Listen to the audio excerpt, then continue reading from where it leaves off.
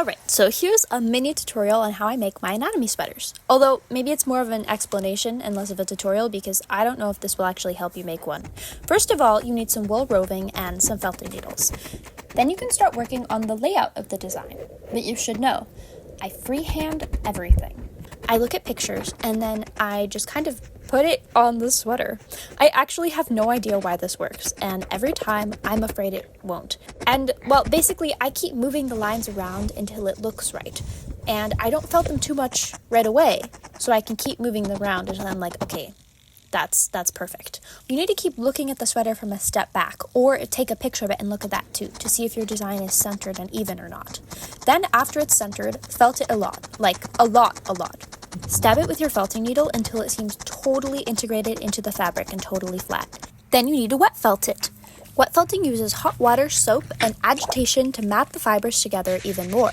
It's best to put a piece of tulle or plastic over the design to stop the fibers from being moved around while you start to wet felt.